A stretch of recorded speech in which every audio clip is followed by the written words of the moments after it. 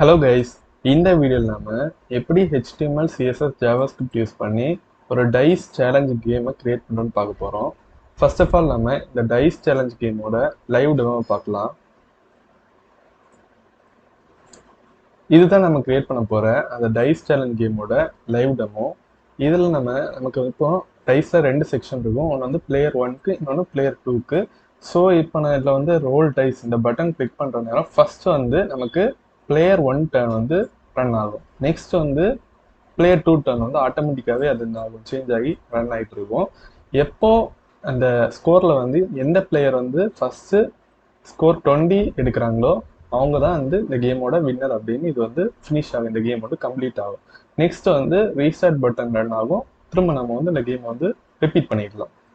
So first நமக்கு வந்து player 1 turn display ஆகுது. கிளிக் பண்ணுற நேரம் அந்த டைஸ் வந்து ரோல் ஆகி ஒரு ரேண்டமாக ஒரு நம்பர் வந்து இதில் வந்து டிஸ்பிளே ஆகும். அந்த நம்பர் என்ன ஆகும்னா இதில் இந்த ஸ்கோரில் வந்து ஆட் ஆகும். நெக்ஸ்ட் வந்து ஆட்டோமேட்டிக்காகவே பிளேயர் 2 டர்னி சேஞ்ச் ஆகிரும். சேஞ்ச் ஆகிட்டு நம்ம வந்து இந்த ரோல் டைஸ் கிளிக் பண்ணுற நேரம் இதில் வந்து ஒரு ஸ்கோர் ரேண்டமாக ஒரு ஸ்கோர் வந்து டிஸ்பிளே ஆகும். அந்த ஸ்கோர் வந்து இங்கே வந்து ஆட் ஆகும். அதே மாதிரி ரிப்பீட் ஆகிட்டே இருக்கும். அந்த ப்ராசஸ் வந்து ரிப்பீட் ஆகிட்டே இருக்கும். ரிப்பீட் ஆகிட்டு எப்போ அந்த எந்த பிளேயர் வந்து ஃபஸ்ட்டு 20 ஸ்கோர் எடுக்கிறாங்களோ அவங்க தான் வின்னர்னு கடைசியில் டிஸ்பிளே ஆகும். இப்போ நான் வந்து லைவாக காட்டுறேன் பாருங்க.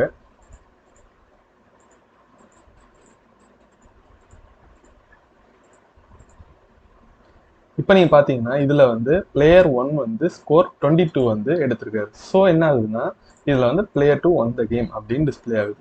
இப்போ நமக்கு இந்த கேம் வந்து எண்ட் ஆயிடுச்சு. ஸோ நான் வந்து இதில் வந்து ரீஸ்டார்ட் பட்டன் கிளிக் பண்ணுற நேரம் எனக்கு வந்து இந்த கேம் வந்து திரும்ப வந்து ஃபர்ஸ்ட்லேருந்தே ரன் ஆகுது. இந்த டைஸ் சேலஞ்ச் கேம் ப்ராஜெக்ட்டை நம்ம வந்து ஃபுல் ரெஸ்பான்சிவாக தான் கிரியேட் பண்ண போகிறோம். இப்போ நான் வந்து இதில் வந்து F12 கிளிக் பண்ணுற நேரம் இப்போ நீ பார்த்தாலே தெரியும். நான் இப்போ வந்து லேப்டாப் வியூவில் பார்க்குற நேரம் எனக்கு வந்து இந்த மாதிரி டிஸ்பிளே ஆகுது. இப்போ நான் அதை வந்து மொபைல் வியூக்கு கொண்டு வர நேரம் ஆட்டோமேட்டிக்காகவே ரெஸ்பான்சிவாக அது வந்து சேஞ்ச் ஆகுது.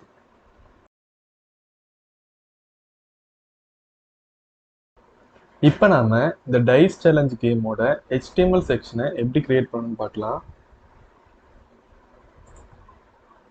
நான் ஆல்ரெடி இதுக்கு வேண்டி ஒரு ஃபோல்டர் வந்து கிரியேட் பண்ணி வச்சிருக்கேன். அந்த ஃபோல்டரோட நேம் வந்து டைஸ் சேலஞ்ச் கேம் அப்படின்னு நான் வந்து நேம் பண்ணியிருக்கேன். ஃபர்ஸ்ட் நான் என்ன பண்ணுறேன்னா இந்த பட்டன் கிளிக் பண்ணுறேன். அதை என்ன பண்ண அப்படின்னா நமக்கு வந்து ஒரு நியூ ஃபைலை வந்து கிரியேட் பண்ணி கொடுக்கும். ஸோ நான் கிளிக் பண்ணிவிட்டு அந்த ஃபைலுக்கு நான் வந்து இண்டெக்ஸ் அப்படின்னு ஒரு நேம் கொடுக்குறேன். இந்த .html போட்ட நேரம் அது வந்து என்ன ரெப்ரசென்ட் பண்ணால் இது ஒரு HTML ஃபைல் அப்படின்னு ரெப்ரசென்ட் பண்ணும். ஸோ கிளிக் பண்ண உடனே நமக்கு வந்து ஒரு HTML ஃபைல் வந்து கிரியேட் ஆயிடுச்சு. நெக்ஸ்ட் நான் என்ன பண்ணுறேன்னா இந்த HTML பாய்லர் பிளேட் அந்த டெம்ப்ளேட்டை வந்து கொண்டு வரதுக்காக என்ன பண்ணுறேன், எக்ஸ்க்ளமேஷன் மார்க் வந்து கொடுக்குறேன். இது என்ன அப்படின்னா ஒரு எமட் அபரிவேஷன். இது கொடுத்த உடனே என்ன ஆகும், நமக்கு வந்து என்ன பாய்லர் பிளேட், அதாவது நமக்கு வந்து இந்த அதாவது இந்த வெப்சைட்டில் நம்ம வந்து காமனாக யூஸ் பண்ணுற அந்த HTML பாய்லர் பிளேட் டெம்ப்ளேட் வந்து உடனே ஜென்ரேட் பண்ணி கொடுக்கும். இப்போ நான் அதை கிளிக் பண்ண உடனே நமக்கு வந்து ஒரு பாய்லர் பிளேட் டெம்ப்ளேட் கோட் வந்து ஜென்ரேட் ஆகுது. இதுதான் என்னன்னு பார்த்தீங்கன்னா எல்லா HTML டாக்குமெண்ட்லையுமே காமனாக இருக்கும். ஸோ இந்த மாதிரி அவங்க வந்து ஒரு ஷார்ட்கட் கொடுத்துருக்காங்க. அதை கிளிக் பண்ண உடனே நமக்கு வந்து இந்த பாய்லர் பிளேட் டெம்ப்ளேட் கோட் வந்து ஜென்ரேட் ஆகும். இதில் நமக்கு வந்து ரெண்டு செக்ஷன் இருக்குது. இந்த HTML டாக்குமெண்ட்ல நமக்கு வந்து ரெண்டு செக்ஷன் இருக்கு. ஒன்று வந்து ஹெட் செக்ஷன், இன்னொன்று பாடி செக்ஷன். ஸோ இந்த ஹெட் செக்ஷன் எல்லாமே அது வந்து நம்ம வந்து ப்ரௌசருக்கு கொடுக்குற ஒரு இன்ஃபர்மேஷன் தான் இந்த ஹெட் செக்ஷன்ல இருக்கும். இந்த பாடி செக்ஷன்ல தான் நம்ம வந்து என்னெல்லாம் இந்த நம்ம ப்ராஜெக்ட் நம்ம டைஸ் சேலஞ்ச் கேம்ல ப்ராஜெக்ட்டுக்கு என்னெல்லாம் கொடுக்க போகிறோமோ அது எல்லாமே இந்த பாடி செக்ஷனில் தான் இருக்கும். ஸோ ஃபர்ஸ்ட் நான் என்ன பண்ணுறேன்னா இந்த வெப்சைட் நம்ம வந்து ஒரு டைஸ் சேலஞ்ச் கேம் பண்ண போகிறோம். ஸோ அதோட டைட்டில் நான் வந்து சேஞ்ச் பண்ணுறேன், டைஸ் சேலஞ்ச் கேம்.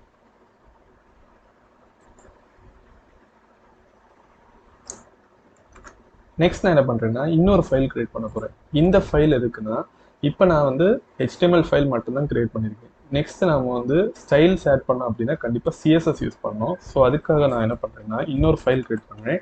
அந்த ஃபைலோட நேம் வந்து style.css.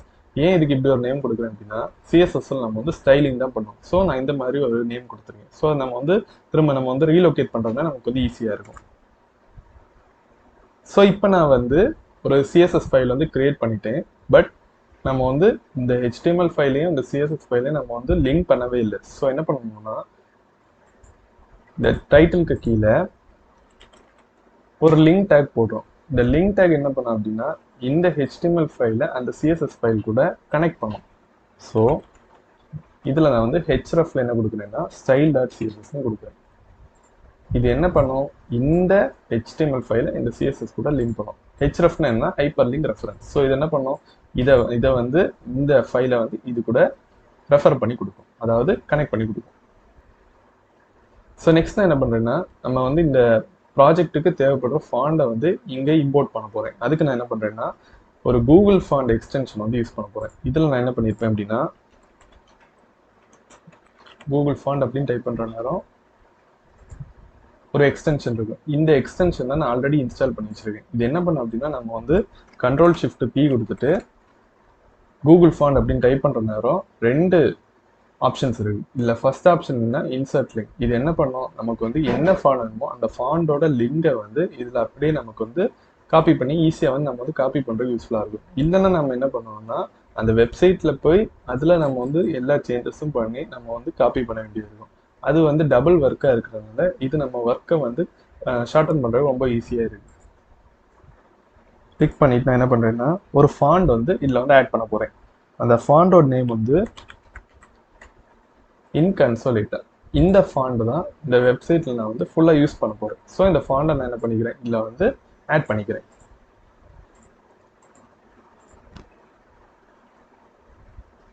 நெக்ஸ்ட் நாம இந்த ப்ராஜெக்டோட HTML டேக்ஸை வந்து ஆட் பண்ண போகிறோம். என்னெல்லாம் HTML டேக்ஸ் நம்ம வந்து இதில் வந்து யூஸ் பண்ண போகிறோமோ எல்லாத்தையும் ஆட் பண்ண போகிறோம். ஃபர்ஸ்ட் நான் வந்து div tagலேருந்து ஸ்டார்ட் பண்ணுறேன். அந்த div tagக்கு நான் வந்து டைஸ் கேம் பாக்ஸ் அப்படின்னு ஒரு நேம் கொடுக்குறேன். இதில் நம்ம வந்து டாட் டைஸ் கேம் பாக்ஸ் அப்படின்னு கொடுக்குற நேரம் ஒரு div tag கிரியேட் ஆகும். அந்த div tagோட கிளாஸ் என்னன்னா இந்த நேமா கிரியேட் ஆகும். ஸோ இதை நம்ம வந்து ஃபுல்லாக இந்த மாதிரி நமக்கு டைப் பண்ண தேவையில்லை. நமக்கு வந்து இல்லை கிளாஸ் மட்டும் அதாவது div with class dice game box இதுதான் நமக்கு தேவைப்படுது. ஸோ நம்ம வந்து டாட் டைஸ் கேம் பாக்ஸ் கொடுத்த உடனே நமக்கு வந்து ஒரு div வந்து கிரியேட் ஆகிடும். அதே நமக்கு ஐடி வேணும் அப்படின்னா இந்த மாதிரி கொடுத்தோம் அப்படின்னா அதே div தான், ஆனால் அதுக்கு ஐடி, அதாவது இங்கே வந்து கிளாஸ் வச்சு கிரியேட் ஆச்சு, இங்கே ஐடி வச்சு கிரியேட் ஆகும். நெக்ஸ்ட் நான் இந்த div இந்த டைஸ் கேம் பாக்ஸுக்குள்ளாடி டைஸ் கேம் கண்டெய்னர் கிரியேட் பண்ணுறேன். ஸோ இந்த கண்டெய்னருக்குள்ள தான் நமக்கு வந்து இந்த டைஸ் சேலஞ்ச் கேமோட ஃபுல் கண்டென்ட்ஸுமே இருக்கும். ஃபர்ஸ்ட் நான் வந்து இதுக்கு மெயின் டைட்டில் கொடுக்குறேன், டைஸ் கேம் சேலஞ்ச்.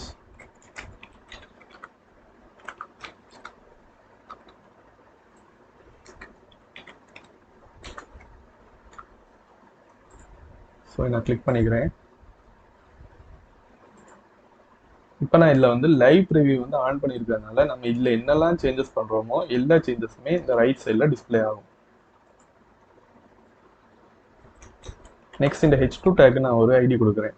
அந்த ஐடி இது வந்து மெசேஜ். ஸோ இதில் தான் என்னன்னா நமக்கு வந்து எந்த பிளேயரோட டேர்ன் இப்போ நம்ம வந்து இந்த கேம் வந்து இதில் வந்து டிஸ்பிளே ஆகும். ஸோ இப்போ நமக்கு வந்து பிளேயர் 1 டர்ன்னா பிளேயர் 1 டர்ன் காட்டும், பிளேயர் 2 டர்ன் அப்படின்னா பிளேயர் 2 டர்ன் வந்து டிஸ்பிளே ஆகும். இதை நம்ம வந்து ஜாவாஸ்கிரிப்ட் வச்சு யூஸ் பண்ணி சேஞ்ச் பண்ணுவோம்.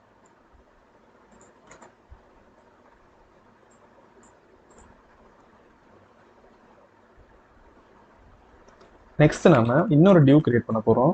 அந்த divவோட கிளாஸ் நேம் வந்து score main box, ID name வந்து அதே ஸ்கோர் மெயின் பாக்ஸ். ஸோ இப்போ நம்ம பார்த்தோம்னா இதில் வந்து நான் வந்து கிளாஸ் நேமும் கொடுத்துருக்கேன், ஐடி நேமும் கொடுத்துருக்கேன். இந்த மாதிரி நான் வந்து கிளாஸ் நேம் ஐடி நேம் இப்படி கொடுத்துருக்கறதுனால இதை வந்து நம்ம வந்து இந்த மாதிரி ஒரே லைனில் டாட் ஹேஷ் இந்த மாதிரி நம்ம வந்து ரெண்டுமே ஒரே டைமில் நம்மளால நம்ம வந்து அந்த எமெண்ட் அப்ரிவேஷன் வச்சு பண்ண முடியும்.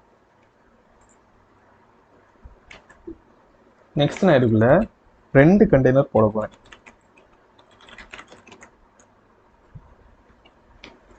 into 2 அப்படின்னு கொடுத்தோம்னா நமக்கு வந்து 2 கண்டெய்னர் கிரியேட் ஆகும்.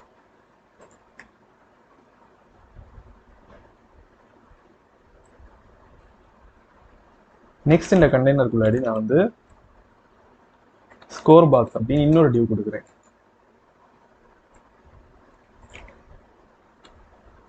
ஸோ இந்த டிவ்வெல்லாம் நமக்கு வந்து இப்போ வந்து டிஸ்பிளே ஆகாது. நம்ம எப்போ அதுக்கு ஸ்டைலிங் கொடுக்குறோமோ அப்போ தான் நமக்கு அந்த டிவ் வந்து நம்ம கண்ணுக்கு தெரியும். ID score box 2.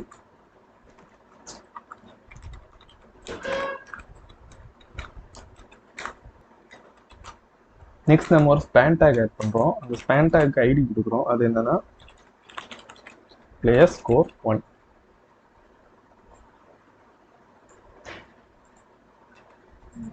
இல்லை நாம் இந்த மாதிரி ஒரு ஹைஃபன் போட்டுக்கிறோம். இதே இதை நம்ம வந்து இங்கேயே ஆட் பண்ணுறோம். பட் என்னன்னா இதில் வந்து ஐடி மட்டும் சேஞ்ச் ஆகும். நெக்ஸ்ட் நம்ம ஒரு h3 டேக் ஆட் பண்ணுறோம்.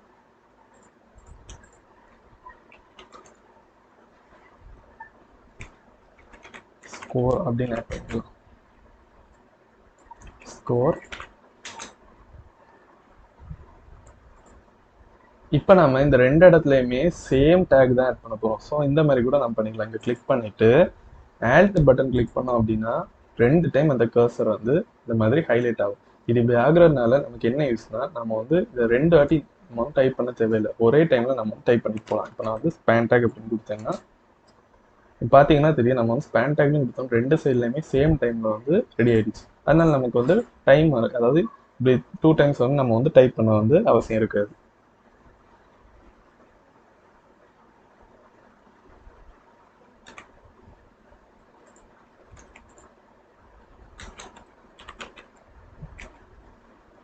player 1 score update.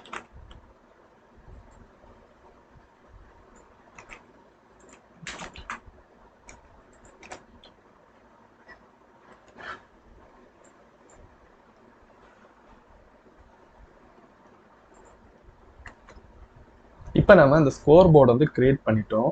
நெக்ஸ்ட் நம்ம வந்து பட்டன்ஸ் கிரியேட் பண்ண போகிறோம். பார்த்தீங்கன்னா தெரியும், நம்ம வந்து ஸ்கோர் போர்டு கிரியேட் பண்ணிட்டோம். ஸோ இல்லை நம்ம வந்து 2 பட்டன் யூஸ் பண்ண போகிறோம்.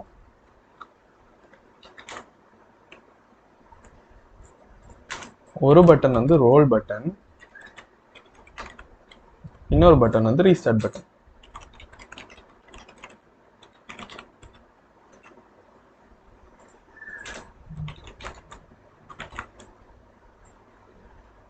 ஸோ இந்த பட்டன் நான் வந்து கிளாஸ் வந்து பிடிஎன் கொடுக்குறேன். 2 பட்டனுமே கிளாஸ் வந்து சேமாக தான் இருக்கும். பட் வந்து நம்ம வந்து இன்னொரு கிளாஸ் இதுக்கு வந்து அடிஷ்னல் ஆட் பண்ணுறோம். இது எதுக்கு அப்படின்னா, இப்போ வந்து இதில் வந்து நம்ம வந்து கொடுக்குற நேரம் இதே ஸ்டைலிங் தான் இங்கேயே வரும். நமக்கு வந்து எக்ஸ்ட்ரா ஏதாவது ஸ்டைலிங் ஆட் பண்ணோம் அப்படின்னா இந்த ரீஸ்டார்ட் பட்டன் வச்சு நம்ம வந்து ஆட் பண்ணிக்கலாம். இந்த கிளாஸ் வச்சு நம்ம வந்து ஆட் பண்ண முடியும். ஸோ இதில் நான் வந்து ரோல் டைஸ் அப்படின்னு கொடுக்குறேன். நெக்ஸ்ட் நான் வந்து இதில் வந்து ரீஸ்டார்ட் அப்படின்னு கொடுக்குறேன்.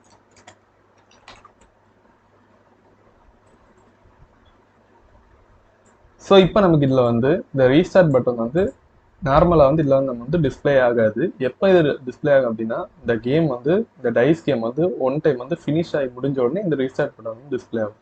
அதை நம்ம வந்து அந்த சிஎஸ்எஸ் வச்சு ஸ்டைல் பண்ணுவோம், ஜாவாஸ்கிரிப்ட் வச்சு அந்த ஃபங்க்ஷனாலிட்டியை நம்ம வந்து ஆட் பண்ணுவோம். ஓகே கைஸ், இப்போ நாம வந்து இந்த டைஸ் சேலஞ்ச் கேமோட அந்த பேசிக் ஸ்ட்ரக்சரை நம்ம என்ன பண்ணுறோம், இதில் வந்து நம்ம வந்து ரெடி பண்ணிட்டோம். Dies challenge. ஸோ நெக்ஸ்ட் நம்ம வந்து இந்த டைஸ் சேலஞ்ச் கேமோட அந்த சிஎஸ்எஸ் செக்ஷனை எப்படி பண்ணுறோன்னு பார்க்கலாம்.